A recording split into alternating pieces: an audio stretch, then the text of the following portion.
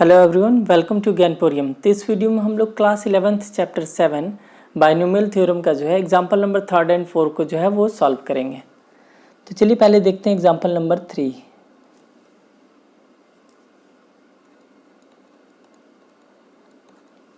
तो क्वेश्चन है यहाँ पे which is larger 1.01 to the power 1 पे 6 जीरो है और 10,000। तो यहाँ पे हम लोगों को बताना है इन दोनों में कौन जो है वो लार्जर है, कौन बड़ा है। तो यहाँ पे पहला है 1.01 टू द पावर 1 पे 6 जीरो है और दूसरा नंबर दे रखा है यहाँ पे 10,000। ठीक है, तो हम लोगों को ये तो क्लियर पता है ये 10,000 है। अब यहाँ पे 1.01 टू द पावर ये हो गया 1 10 100,000 1 10 100,000 10,000 लाख 10 लाख 10 लाख ये दे रखा है 1.01 की पावर। अब यहाँ पे हम लोग को सॉल्व करके बताना है कि इन दोनों में जो है वो ग्रेटर कौन है। ठीक है, तो हम लोग सबसे पहले सॉल्व करते हैं, इसको आंसर लिखते हैं यहाँ पे 1.01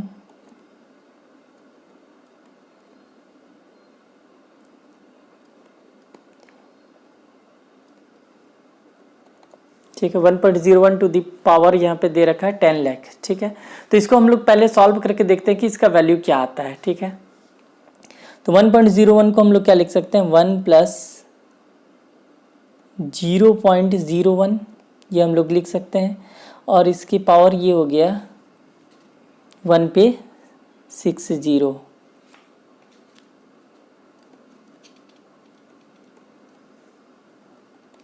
इक्वल टू, अब ये आ गया हम लोगों का a plus B to the power n के फॉर्म में। ठीक है, अब ये आ गया a plus B to the power n। अब यहाँ पे हम लोगों का फॉर्मूला है बाइनोमियल थ्योरम, हम लोगों को ऑलरेडी पता है NC0। तो n है यहाँ पे 4 5 6 C0 into a to the power n।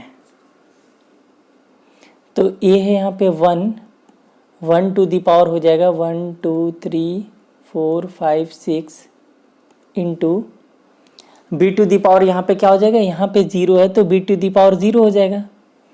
तो b है 0.01, इसकी पावर हो जाएगा यहाँ पे 0 प्लस फिर ये NC0 हो गया। अब NC1 होगा NC1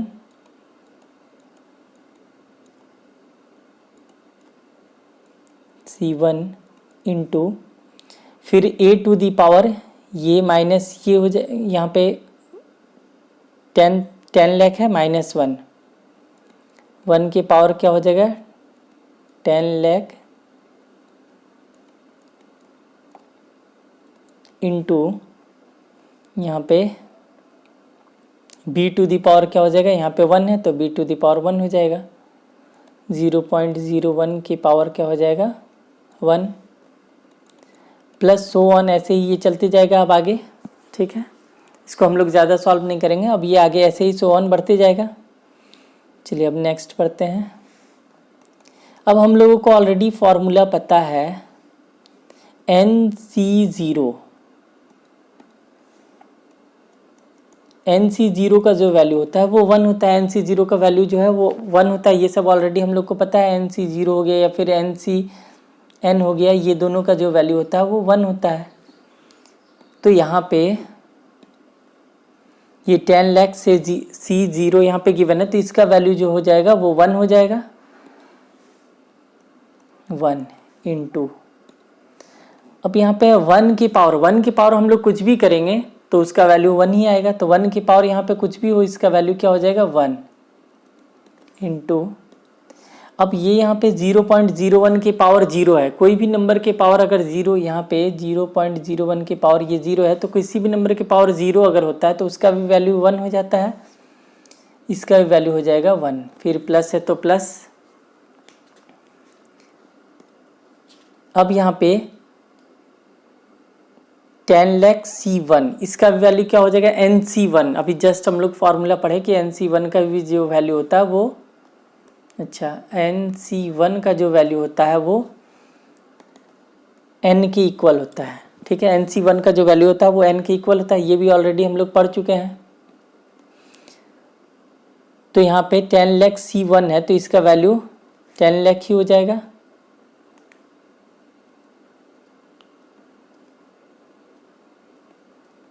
इनटू, अब यहाँ पे 1 की पावर कुछ भी करेंगे तो 1 ही आएगा, इनटू, अब यहाँ पे 0.01 की पावर करेंगे 1 तो इसका वैल्यू क्या हो जाएगा 0.01 इक्वल टू, ये सॉल्व करके आ गया 1, 1 इंटू 1 इंटू 1 करेंगे तो 1 आ जाएगा प्लस। अब यहाँ से अगर हम लोग पॉइंट हटा देते हैं तो बाई 100 हो जाएगा, यहाँ पे नीचे में 00 और ये 00 कैंसिल हो जाएगा तो यहाँ पे क्या आया 10,000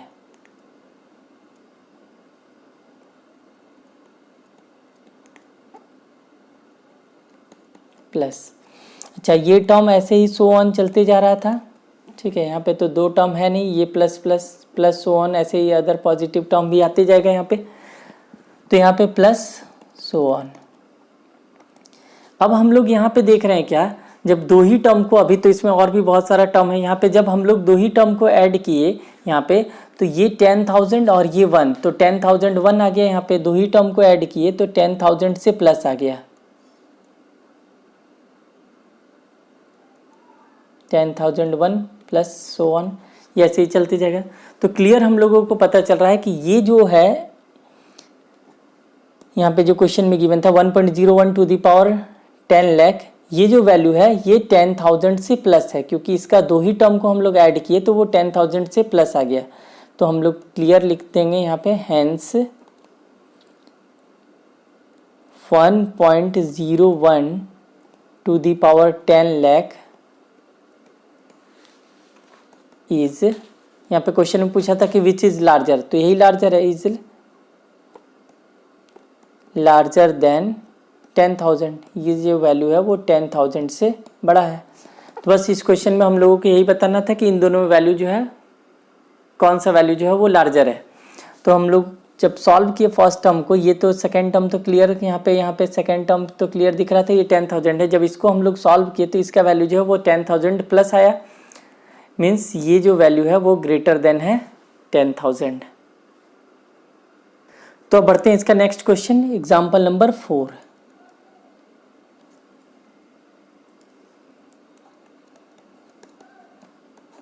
एग्जाम्पल नंबर 4, तो एग्जाम्पल नंबर 4 है यहाँ पे, using binomial theorem, binomial theorem का यूज करके प्रूव दैट, हम लोगों को प्रूफ करना है कि 6 to the power n minus 5n always reaps remainder 1 when divided by 25। तो यहाँ पे बाइनोमियल थ्योरम का यूज करके हम लोगों को प्रूफ करना है कि 6 to the power n minus 5n को जब हम लोग 25 से डिवाइड करते हैं तो रिमाइंडर जो है वो 1 ही आता है। ये हम लोगों को प्रूफ करना है यूजिंग बाइनोमियल थ्योरम। तो यहाँ पे हम लोग पहले क्वेश्चन को अच्छे से समझ लेते हैं।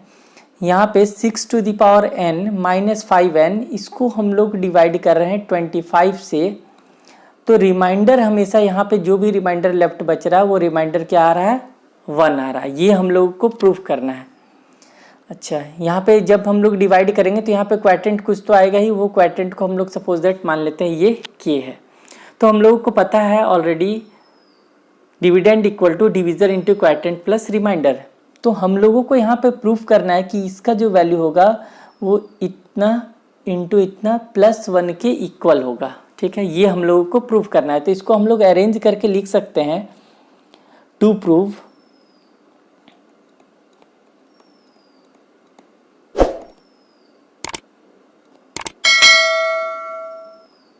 Six to the power n minus 5n equal to dividend, ये हो गया डिविडेंड इक्वल टू डिविजर हो गया 25 इंटू क्वाड्रेंट हो गया k प्लस रिमाइंडर हो गया 1।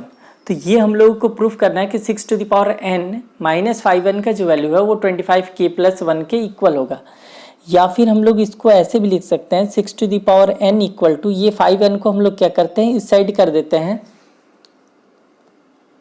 तो ये हो जाएगा 25k प्लस 1 प्लस 5n। तो ये हम लोगों को प्रूफ करना है कि 6 टू दी पावर n का जो वैल्यू है वो इसके इक्वल होगा। ये हम लोगों को प्रूफ करके लाना है, ठीक है। तो अब हम लोग पहले इसमें क्या करते हैं, अब LHS लेते हैं।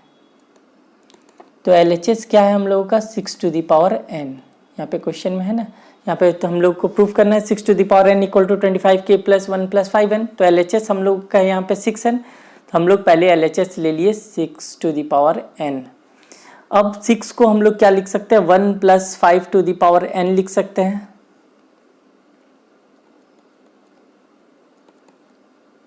सिक्स को हम लोग 1 प्लस 5 लिख सकते हैं, इसलिए 1 प्लस 5 के पावर n लिख दिए।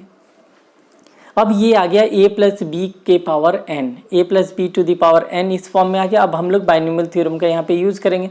तो a प्लस बी के पावर n का फॉर्मूला होता है nc0।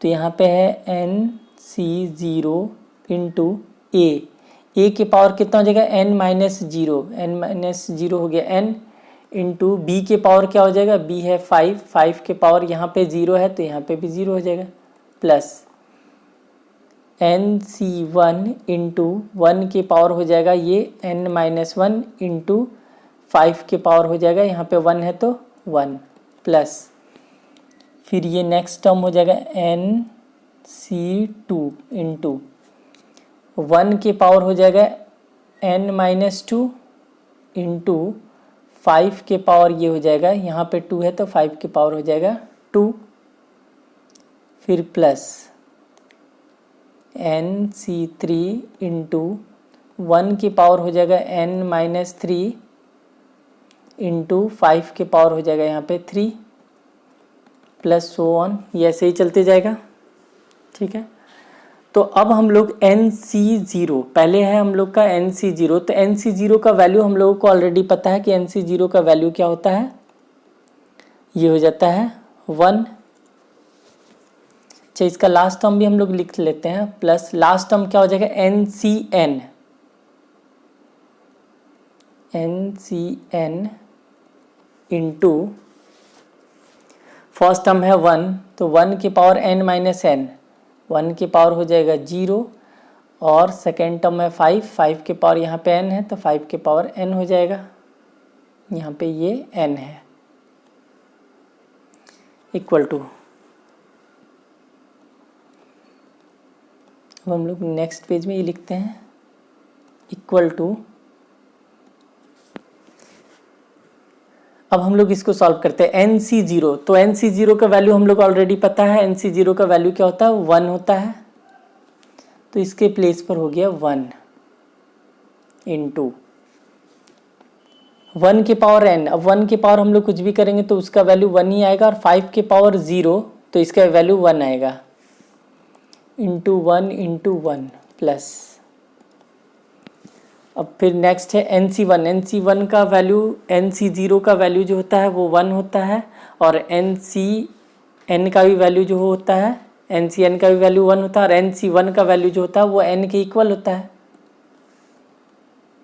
तो ये हो गया n इंटू 1 के पावर हम लोग कुछ भी करेंगे तो 1 ही आएगा, इंटू 5 के पावर 1 का वैल्यू क्या हो जाएगा 5, फिर प्लस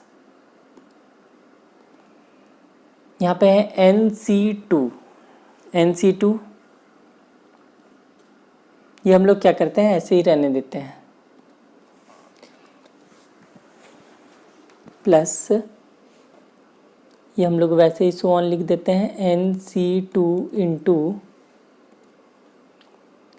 ये हो गया 1 की पावर कुछ भी करेंगे 1 ही आएगा, और 5 का स्क्वायर करेंगे तो 25 आ जाएगा, 1 इंटू 25 प्लस फिर है nc3 इंटू 1 की पावर हम लोग कुछ भी कर दें, फिर यहाँ पे 1 की पावर n माइनस 3 है, 1 की पावर n माइनस 3 का भी वैल्यू फिर से 1 ही आएगा, और 5 का यहाँ पे क्या हो जाएगा 5 का क्यूब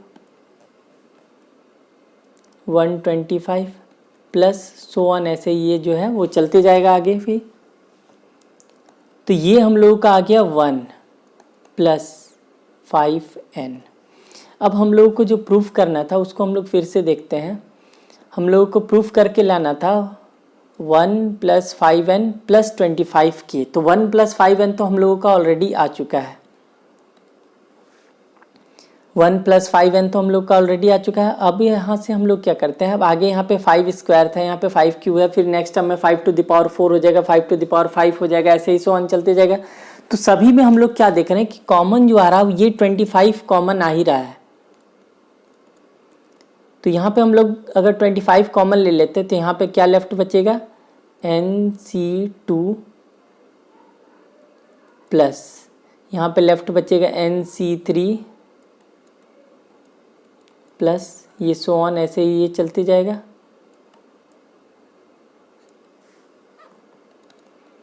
अब हम लोग क्या करते हैं, यहाँ पे 1 + 5n + 25, ये जो यहाँ पे लेफ्ट बचा ये पूरे को हम लोग मान लेते हैं ये जो है वो k है। यहाँ पे ये जो भी बचा लेफ्ट यहाँ पे ये हम लोग मान लिए k के इक्वल है।